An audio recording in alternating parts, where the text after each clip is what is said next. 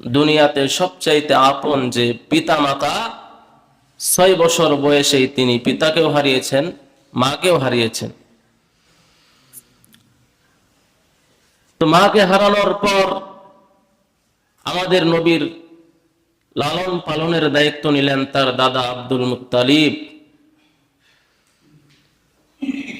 তো Abdul Muttalib নবীজির যখন 8 বছর বয়স, তিনিও দুনিয়া থেকে ইন্তেকাল করলেন। এরপরে হুজুর পাক সাল্লাল্লাহু আলাইহি সাল্লামের লালন পালনের দায়িত্ব নিলেন আবু তালেব, হুজুর পাক সাল্লাল্লাহু আলাইহি সাল্লামের চাচা। তো আমাদের নবী শিশু নবী, আমাদের নবী সকল মানুষের জন্য, ছোট বড়, ধনী গরিব, সকলের জন্য আমার নবী আদর্শ। ছোট বাচ্চার জন্য আমার নবী আদর্শ।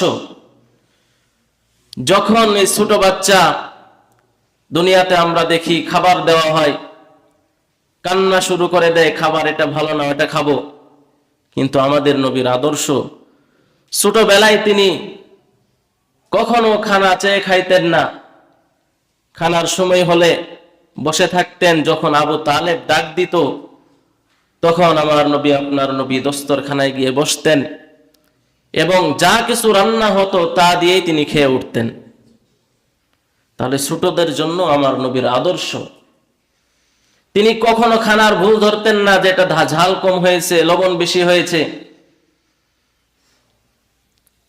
তো আমার নবী সকল মানুষের জন্য আদর্শ, আদর্শের বাতিঘর জনাবে মুহাম্মদুর রাসূলুল্লাহ সাল্লাল্লাহু আলাইহি ওয়াসাল্লাম। এরপর আমাদের নবীর বয়স যখন আরেকটু বেশি হলো, একটু বুদ্ধিমান হলেন, তখনই আমাদের নবী নিজে ইনকাম করার জন্য ফিকির করেছেন। তিনি এটা পছন্দ করতেন না যে আমার বোঝা আমি অন্যের ঘাড়ে চাপিয়ে দেই। এটা যুবকদের জন্য আদর্শ। যুবকরা যখন শক্তিমান হবে, বুদ্ধিমান হবে, তখনই সে নিজে ইনকাম করে খাওয়ার চেষ্টা করবে, পিতা মাতার উপরে তার বোঝা চাপিয়ে দেওয়ার চেষ্টা করবে না। এটাও নবীর আদর্শ। আমার নবী, আপনার নবী রাষ্ট্রপ্রধান ছিলেন, প্রধান বিচারক ছিলেন, আবার রাখালও ছিলেন, ছাগলও চড়িয়েছেন। তাহলে একজন রাখালের জন্য আমার নবী আদর্শ, সমস্ত মানব জাতির জন্য আদর্শের বাতিঘর আমাদের নবীকে আল্লাহ পাক রব্বুল আলামিন বানিয়েছেন। তো সেই নবীর আদর্শ